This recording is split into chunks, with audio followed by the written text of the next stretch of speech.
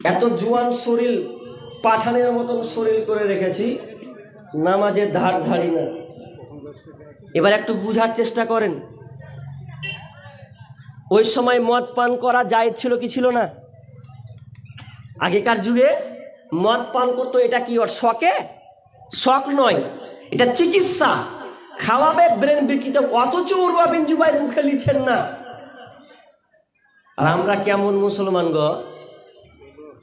এখন যদি বলি ভাই আজ থেকে বিড়িটা ছেড়ে দিস রে ভাই, খাস না, যা হলো হলো, তো মনে মনে করবো সালা পয়সা দিয়ে এখন ঠাকি নেছি, এটি ফেল দিব, এটি চলুক আমার, তারপর পরে ভাববো। ওই মুসলমান আমরা, তাই তা? ওটাই মুসলমান।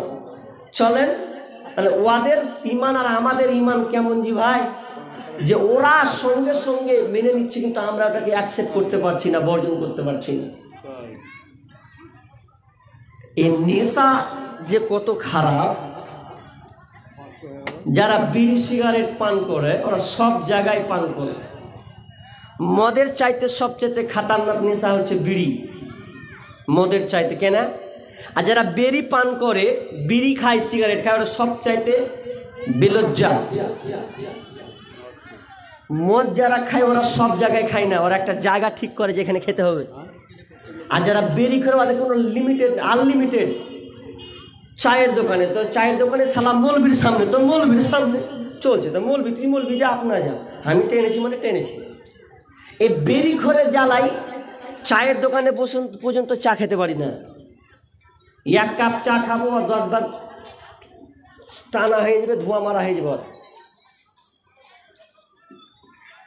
আল্লাহর কসম বলছি, আমি চায়ের দোকানে চা খাই না, তার কারণ হচ্ছে এই বিড়ি খোরের লেগে। আমাকে ভালো বলেন আর খারাপ বলেন, আমি পাক হালাল জিনিসটা খেতে যাব তো 5 বার ধোঁয়া মারছে। আচ্ছা ওই লোকটাকে মানা করতে পারছি?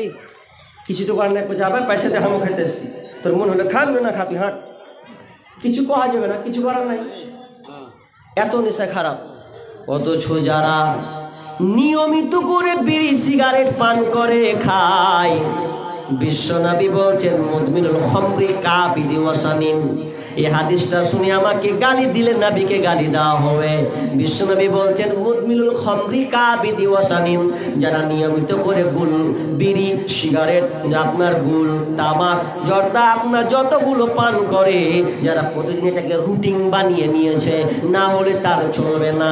এই রুটিন যখন বানিয়ে নিয়েছে, বিশ্বনবী বলছেন তোমার বাড়ির পাশে একটা হিন্দু আছে, দাসগুপ্ত সেন মাঝি আছে, ওরা মূর্তি পূজা করে, ওরা মাটি তৈরি করে মূর্তি পূজা করে, ওই মূর্তি পূজা করে যা অপরাধ করে, যারা নেশাদা নিয়মিত করে মুসলমান পান করলো, তাহলে ওর অপরাধ আর তোমার অপরাধ বারাবার সমান, কোনো পার্থক্য নাই। অতএব ওই আপনার দাস সেনগুপ্ত বিচারের মাঠে যে লাইনে উঠবে, যারা নিয়মিত করে গুল সিগারেট পান করে, তারা ওদের কাতারে বিচারের মাঠে উঠবে।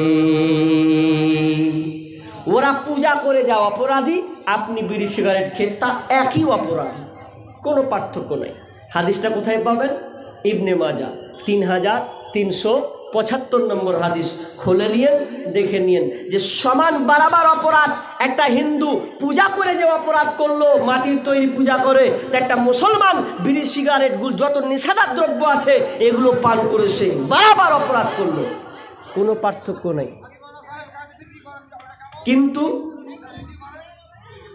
কিন্তু যারা, তবে সমাজে দেখবেন যে মা বোন যারা আছে ওরা সবচাইতে পারদর্শী হয়েছে গুলের দিক দিয়ে, সবচাইতে পারদর্শী মেয়েরা।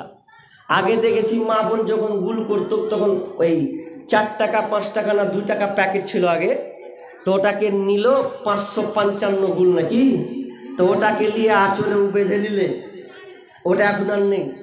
এখন আছে কি, যে কোটা, হজমির কোটা দেখেছেন, হজমির কোটা, ওই হজমির কোটাতে প্যাকেটটা খুললে ঢেলে ভরে দিলে, যা চলে বেঁধে দিলে। তো অনেক মা বোনকে দেখবেন স্টেশনে, বাসে, ট্রেনে, যখন ওয়ার্ভের নেশা যেখানে লাগবে ওখানে মারবে।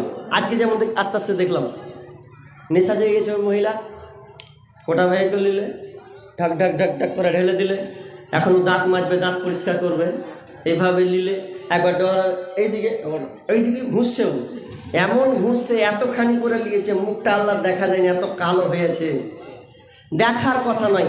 গুলি এতটা মেজেছে, তো মাসতে মাসতে মাসতে যখন মুখখানটাকে কালো করে দিয়েছে, দেখবেন যখন ওই মেয়েটা যখন থুতু ফেলে, যখন ওই খারাপ থুতুটা যখন ফেলে, তো দেখবেন বিলাইয়ের পাছা দিয়ে যতটা খারাপ বের হয় না, ওর মুখ দিয়ে অতটা খারাপ বের হয়।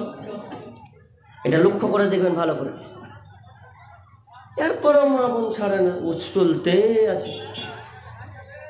আর বাপজি, আপনাদের কথা বলি, আমরা যারা বুল সিগারেট খাচ্ছি, অনেক বাপকে দেখছি নামাজ ধরতে যাচ্ছে, ধরবে নামাজ, আর ওই সময়তে উজু করবে মসজিদে ঢুকে, তো ওখানে বিড়িটা নিলে মানে গেটে ঢুকবে, এখন ঠিক তাড়াতাড়ি চারটা করে মেরে দিলে দেখুন মসজিদে ঢুকালো, একদম ঢুকে উজু ঘনে বসে গেল, আর এত গন্ধ করছে, এই গন্ধ নিয়েও বসে গেল, বলছে বিসমিল্লাহ, গন্ধ এখনো পালায়নি। অনেক বাপজিকে দেখবেন খয়নি লিয়ে আছে, এখানে খয়নিটাকে বের করে দিয়ে বলছে বিসমিল্লাহ। আচ্ছা, যারা খয়নি লেই, ওদের কোন আতরে সেন আছে ওদের? আর হাদিসটা আমরা সবাই জানি, কি হাদিস? সবাই, ছোট বড় সবাই, কি যে কাঁচা পেঁয়াজ রসুন খেয়ে মসজিদে যাওয়া যাবে না, নিষেধ। কেন? যে দুর্গন্ধ আছে, আর এই দুর্গন্ধে ফেরেশতা টিকতে পারবে না, আর ফেরেশতা যদি না টিকে তো আপনার দুয়াই কবুল হবে না। তা আপনি বলেন, যদি কাঁচা পেঁয়াজ রসুন খেয়ে যদি আপনাকে মসজিদ